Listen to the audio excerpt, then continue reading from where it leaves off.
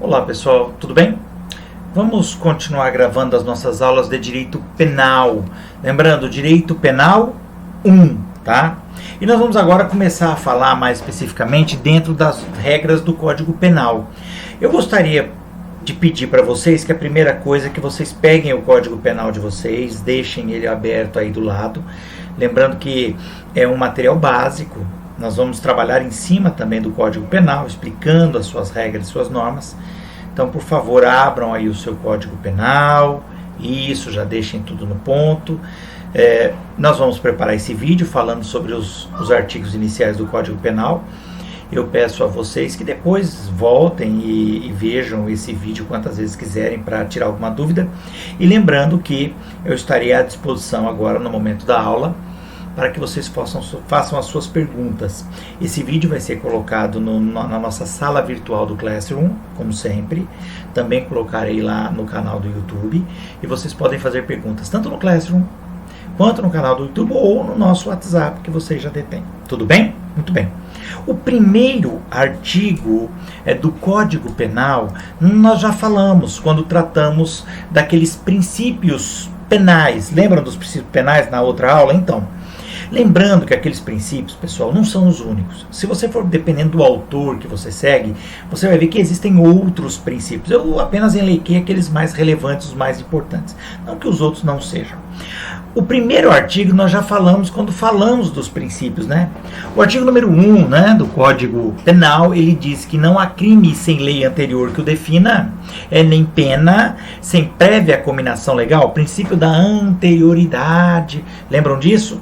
Aqui, na verdade, nós temos vários princípios embutidos. Nós teríamos aí o princípio da legalidade, princípio da reserva da lei, princípio da anterioridade da lei penal, e nós teríamos aí, em tese, o princípio da irretroatividade da lei penal, também é uma das partes que nós vamos ver. Muito bem, como eu já falei um pouco sobre esse princípio lá nas aulas sobre princípios penais, eu não vou me prolongar no artigo 1º, porque eu acho que só de analisar aqueles princípios a gente já consegue ter uma noção boa do que esse artigo 1º está explicando.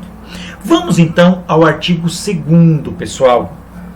Ele diz assim: ninguém pode ser punido por fato que lei anterior deixa de considerar crime, cessando em virtude dela, a execução e os efeitos penais da sentença condenatória. Muito bem, fácil, né? Muito bom. Um detalhe aqui, acho que eu li errado, é que lei posterior, desculpa, tá? Eu li errado.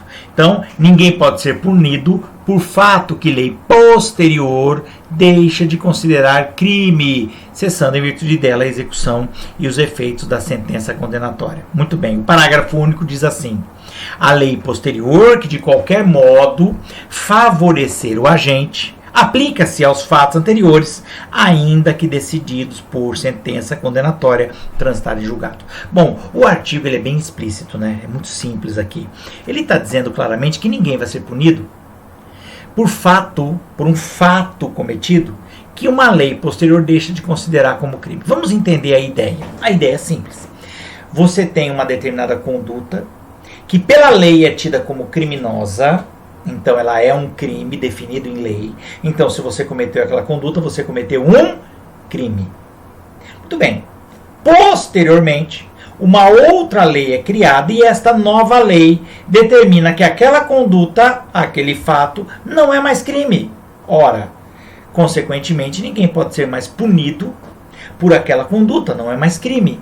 E neste caso, o parágrafo único do artigo 2º complementa que, neste caso, retroagirá e vai atingir aquela conduta, mesmo que naquele momento em que o sujeito cometeu era crime, tá? Muito bem. Isso é muito interessante, por quê? Porque a pessoa, então, o criminoso que havia cometido aquela conduta que anteriormente era crime, ele volta a ser primário. Não haverá nenhuma sentença no âmbito penal. Isso é o que nós chamamos, queridos, de abolitio criminis. O abolitio criminis, do latim, né? Abolição de um crime, né? Por ele, a nova lei torna atípica. Atípica quer dizer que não é mais crime, não é típica tá? Ela é atípica penalmente e uma conduta que até então, anteriormente, era considerada proibida. Em outras palavras, a descriminalização de determinado fato, de determinada conduta.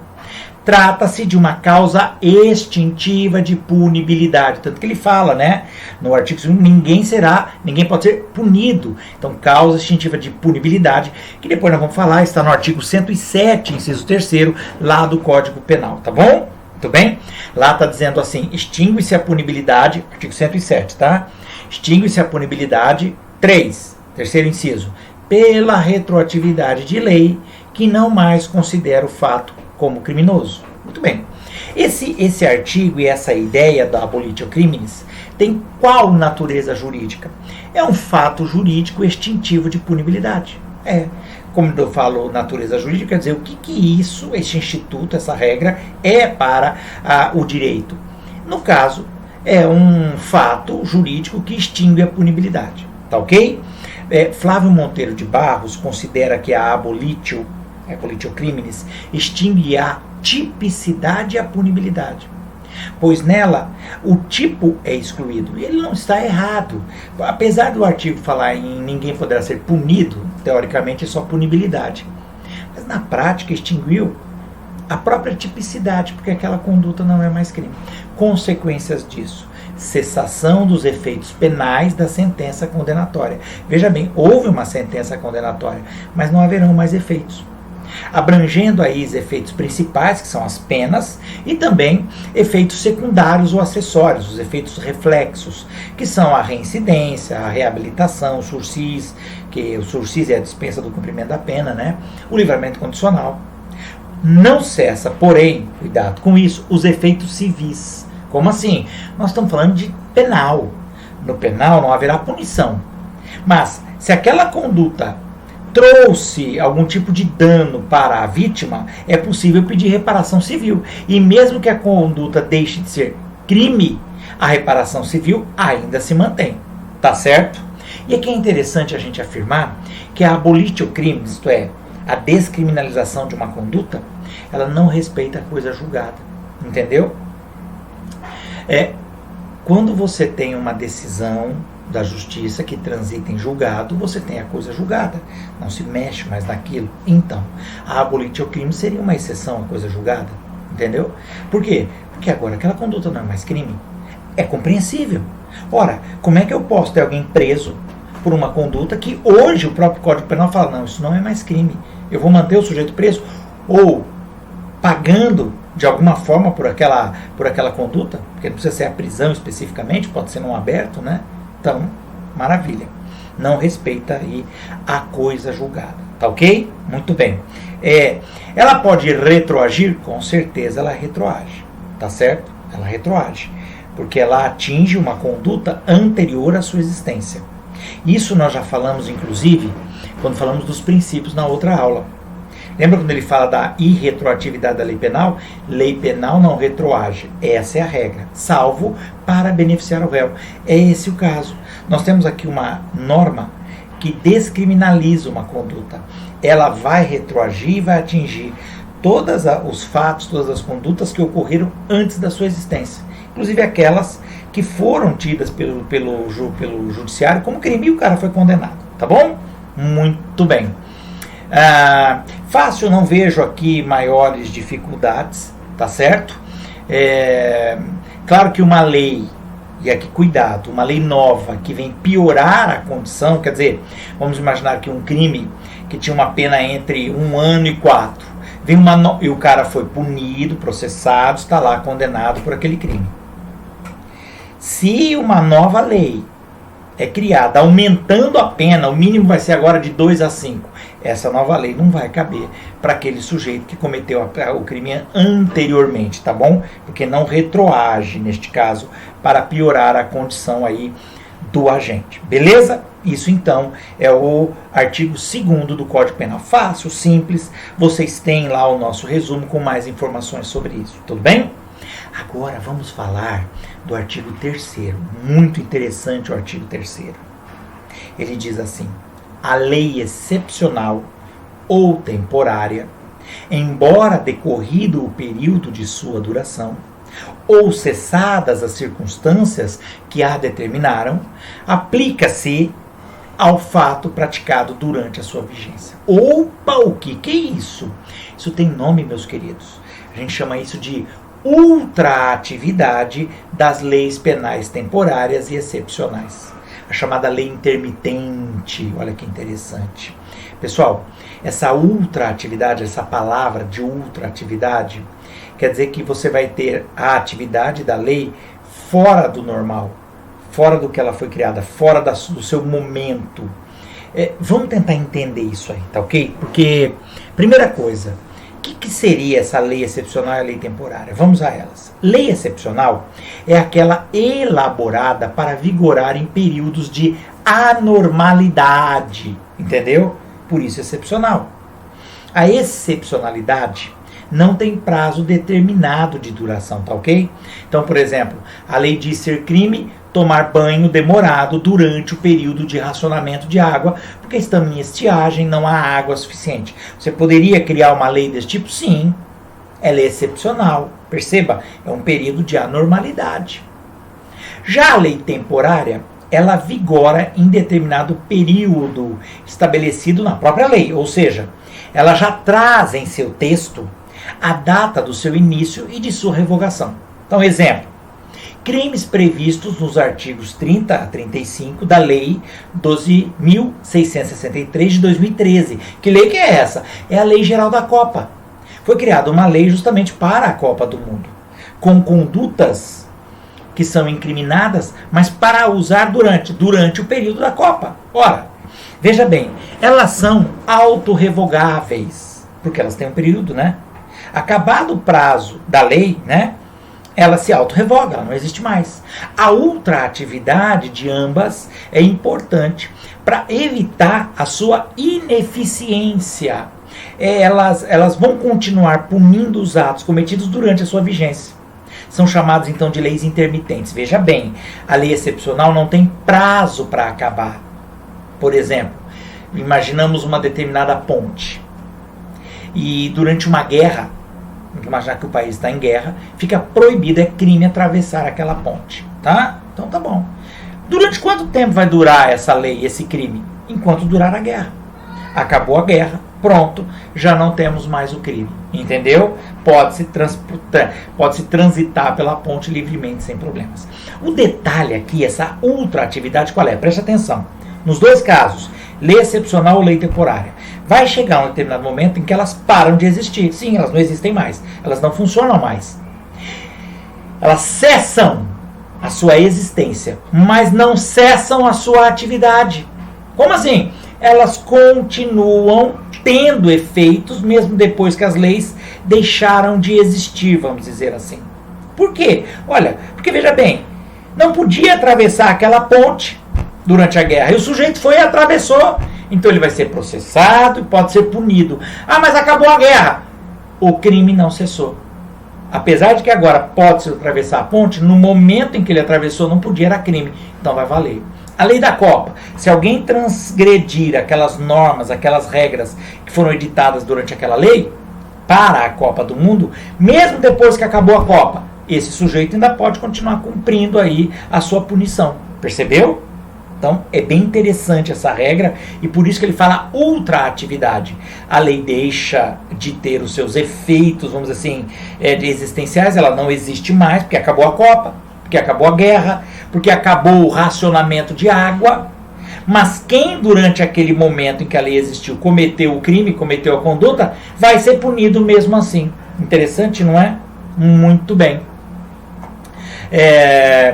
Esse ponto é bacana, porque foge um pouco da nossa normalidade, tá? Então, fiquem atentos a essa lei aí intermediária, tudo bem? Ou lei intermitente, tá certo? Boa essa, guardem a ideia, analisem com calma, não é difícil, você percebeu? Bem sossegado, né? Muito bem. Outro ponto interessante, agora fica ainda mais interessante, vamos ao artigo 4º. Lembrando, o artigo 4º, vocês já vão iniciar aqueles slides que eu enviei para vocês lá atrás, no começo do nosso curso, tá? Vocês já têm no Classroom, tá bom? Todos aqueles slides, inclusive no WhatsApp, tá? E os slides já começam a falar justamente disso, do artigo 4º. O que trata o artigo 4º? O tempo do crime. Olha o que diz. Considera-se praticado o crime no momento da ação ou omissão, ainda que outro seja o momento do resultado. Cuidado! Aqui nós estamos falando do tempo em que o crime ocorre. Considera-se praticado o crime quando? Quando que aconteceu o crime? No momento em que houve a ação ou a omissão, porque você sabe que um crime você pode realizar por ação ou por omissão, não é? Mas é o meio. Então, na verdade, traduzindo, quando se dá o momento do crime? Quando você realiza a conduta. Mesmo que o resultado seja posterior. Olha que coisa. Pois é. O resultado, ele pode ocorrer posteriormente, tá? Eu dou um tiro em alguém agora e ele morre 2 dias depois, 3 dias depois. E aí? Então, quando que ocorreu o crime? No momento em que eu dei o tiro, o resultado morte foi posterior. Pessoal, nós temos teorias que tratam do tempo do crime. A primeira teoria é chamada teoria da atividade. Considera o momento da conduta, o crime, entende-se que ocorre o crime no momento da conduta, de sua atividade em atingir, em infringir a norma, excluindo o resultado, importando-se apenas com o momento do fato em que o agente, a pessoa, realiza o ato, a conduta, o fato. A segunda teoria é a do resultado, ou do evento, ou do efeito. Considera tempus delicti. Tempus delicti, eu estou falando, eu não gosto muito de usar o latinório, mas infelizmente nós não temos opção. São termos muito comuns e que eventualmente vocês vão se encontrar com eles no meio do caminho, então eu sou obrigado a falar. Tempus delicti é o tempus do delito, ou o tempo do crime, quer dizer, quando que ocorreu o crime? Pela teoria do resultado, o tempo do crime é o momento da produção, isto é, da consumação do resultado. Por essa teoria do resultado. E tem a teoria mista, ou da ubiquidade. Teoria mista ou da ubiquidade.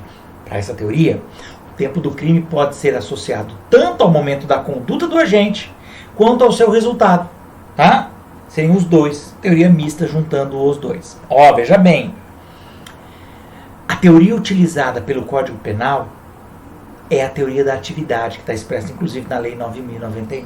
Tá certo? Então, teoria da atividade. Muito bem. Considera-se o momento do crime, o momento da ação ou omissão. Quer dizer, quando o agente age ou deixa de agir no caso de crimes omissivos. Dá na mesma. Então, o artigo 3º, o artigo 4º é esclarecedor. Está escrito qual é a teoria adotada. Muito fácil. Consequências da adoção desta teoria. Muito bem. Aplicar a lei que se encontra vigente no tempo da conduta. Não é? Se eu cometo o crime hoje, a conduta hoje, não importa quando vai ser o resultado, tá? Eu praticando hoje esta conduta, eu respondo pela lei de hoje. Entendeu? Claro que tem exceções, né? Tá? Por exemplo, no caso que nós acabamos de falar da abolição crimes. Se lá na frente houver uma nova lei abolindo esse crime ou diminuindo a pena ou algo assim, vai retroagir, vai atingir a minha conduta. Tudo bem? Mas a regra é que vale o momento da conduta do agente. A imputabilidade, outro ponto importante, que é a possibilidade de se atribuir responsabilidade pelo ato cometido. Ela é apurada ao tempo da conduta. Olha, imputabilidade, imputar a alguém a responsabilidade por um crime. É importante você definir o lugar do crime, principalmente nesse ponto. Vamos imaginar que um jovem com 17 anos, 11 meses e 29 dias, pratica um crime. Um assalto, um roubo, um homicídio. Mesmo que esse homicídio só venha a se concretizar posteriormente, quer dizer, ele dá o tiro hoje, o cara morre uma semana depois. Preste bem atenção. Vale o momento da conduta. Então, quando ele cometeu o crime, ele era menor. Ou, como a gente costuma brincar, os de menor. Se ele não tinha 18, quando ele comete a conduta, ele vai ser tratado como menor. Apesar de que sim, dali 1 dia, 2 dias ele já é maior de idade, não importa. O que importa foi o momento da conduta dele, e não quando efetivamente o sujeito veio a morrer. Tá entendido? Então veja a importância de você definir qual é o momento do crime. Percebeu? Outra situação importante para isso é o chamado crime permanente. Tá? A conduta se inicia durante a vigência de uma lei e prossegue durante o império de uma outra, que é mais severa. Interessante isso, né? Isso é crime permanente. Eu pego lá 2 quilos de cocaína e guardo comigo. Tá guardado. Ora, quanto tempo ficou comigo essa cocaína? Essa droga? Ela ficou 1 semana, 1 mês, 2, 1 ano? Não importa. É chamado crime permanente. O sequestro, crime permanente. Entendeu? Enquanto a pessoa estiver sob o meu poder, esse crime se mantém. Enquanto eu estiver com a droga, eu cometo o crime minuto a minuto. Entendeu? Aplica-se caso haja uma nova lei mais severa, aplica-se a nova ao caso, porque a conduta continuou a ser praticada sob a vigência da lei nova, da lei mais grave, tá? Tudo bem? Então, vai valer a lei que estiver vigorando durante o tempo em que eu estou praticando o crime. Ora, se a lei mudar, veja que interessante, a lei se tornar mais severa, mas eu estou ainda praticando o crime, quando eu for pego, vale aquela lei mais severa. A mesma coisa para extorsão, mediante sequestro, droga, também manter com você uma quantidade de drogas, você pode ter durante 1 ano. Se quando você pegou a droga, a pena era de 5 anos, mas depois de 6 meses eles aumentaram a pena para 8 e você continua com a droga, é a mesma droga. A gente chama isso de crime permanente. E se uma nova lei mais severa vem e é editado durante o prazo em que eu estou ainda cometendo o crime, vale a lei mais severa. Percebeu que interessante? Muito bem. Tem o chamado crime continuado também. O crime continuado nós vamos falar com mais calma na parte que trataremos dos artigos 69, 70, 71. Mas só para não passar direto, né? São aqueles crimes da mesma espécie que são praticados nas mesmas circunstâncias de tempo, lugar e modo de execução. Exemplo, furto. Vamos imaginar o sujeito, nós já falamos isso em sala inclusive, o sujeito comete vários furtos em dias alternados, numa mesma região, sempre com o mesmo modus esse furto, tá? Entende-se que ele cometeu um único crime. Aplica-se essa ideia do crime continuado, que é uma ficção, tá? Mas aplica-se. Então, do primeiro furto até o último furto é como se fosse um crime só. Tudo bem? Aplica-se caso haja uma mudança na lei e haja uma lei mais severa, aplica-se a lei mais severa, pois o crime continuado é considerado um crime único, por ficção, claro, para fins de aplicação da pena. Tá ok? Então ele cometeu, no dia 10, ele cometeu o primeiro furto. E ele continuou cometendo os furtos dia sim, dia não, sempre da mesma forma, do mesmo jeito, até o final do mês. Vamos dizer que no dia 10, o crime de furto tinha como pena máxima de 1 a 4 anos, vamos dizer. No meio do caminho, lá para o dia 20, houve uma mudança na lei e o furto passou a ser punido agora com pena de 3 a 8 anos. Vamos imaginar. Ora, se ele for preso depois do dia 20, entende-se que ele cometeu o crime já com a lei mais severa. Ah, mas quando ele começou era a lei mais branda. Não importa. Tá? No crime continuado aplica-se a mais severa. Tem até uma súmula que fala sobre isso, é a súmula 711, que diz assim: a lei penal mais grave aplica-se ao crime continuado ou crime permanente, se a sua vigência é anterior à cessação. Cessação é quando parou, com a cessação da continuidade ou da permanência. Tudo bem? Se a lei mais severa foi editada antes dele ser preso com a droga que ele estava guardando há 1 ano, se a lei mais severa é editada e publicada antes da libertação do sequestrado, se a lei mais severa é feita antes dele ser preso pelos furtos todos que ele cometeu, aplique-se a lei mais severa. Tudo bem? Beleza? Temos também, para analisar essa situação, o chamado crime habitual. Crime habitual, sim, nós temos crimes desse feito. em que o funcionamento é contínuo do ato ilícito, né, teria uma meia-vida. São crimes que exigem habitualidade. Por exemplo, quando a pessoa se faz passar por médico, tá? Então eu finjo que sou médico e coloco uma tabuleta lá na frente, médico, né? Especialista em coronavírus. Na verdade, eu estou me fazendo passar por médico. Para que eu efetivamente cometa crime, é necessário que as autoridades comprovem que há habitualidade na conduta. Entenda, é preciso provar que eu atendi várias pessoas em dias diferentes, né, por um tempo razoável, para que se confirme que eu cometi o crime. Tudo bem? Porque se não fosse assim, pessoal, raciocina comigo. Toda mãe dá eventualmente um remédio para o filho, não é? Ah, não é? Passa na farmácia, compra, ela está com febre, está com uma dor de cabeça, machucou o joelho, então a mãe passa uma pomada, dá um remédio. Ora, ela não está agindo como médico, receitando remédios. Mas ela faz isso esporadicamente.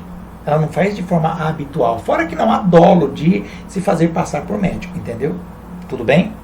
Então, também, neste caso, no crime habitual, nós teremos esta situação, tá? Se você tiver por um longo período, tem que ser provado. O sujeito está se fazendo passar por médico há um mês e você tem conseguido provas de tudo isso. Se no meio do caminho a pena aumenta, a lei muda e há uma pena maior, por exemplo, um agravamento da punição, ele responde pela lei mais grave. Tá certo? Então nós temos aí a aplicação dessa situação específica para crimes permanentes, para crime habitual, para crime continuado, tá certo? Tudo bem? Então, é importante você analisar o momento em que o crime é cometido, tá certo? Regra, teoria da atividade, quando a gente faz a ação ou a omissão, tudo bem? Então, nós temos aí também um jargão também latino, né, em latim, que diz tempus regit actum. O tempo rege o ato. Os fatos jurídicos são regidos pela lei que se encontra vigente no momento da sua conduta. Tá ok? Bacana? Legal? Fomos aí até o artigo 4º. Muito bom, né? Muito bem, pessoal. Nós já estamos aqui com um vídeo bastante longo. Eu vou parar aqui no artigo 4º e depois nós continuaremos a partir do artigo 5º na nossa próxima aula, tá ok? Eu peço a vocês que leiam essa matéria, eu vou mandar algum material para vocês. Vocês já têm esse material, inclusive, no seu resumo, deem uma olhadinha, tá tudo lá. E, claro, acompanhe pela obra que vocês preferirem. Lembre-se sempre disso, pessoal. Nós temos aí várias obras de direito penal, você escolha a que você preferir, que você achar mais interessante, por favor, acompanhe por ela. O material que nós disponibilizamos para vocês é um resumo, apenas um resumo. E o resumo fica aquém das necessidades para que você acompanhe. Tudo bem? Ok? Forte abraço, estou à disposição para todas as dúvidas, tá certo? Nos vemos na próxima aula então. Até lá!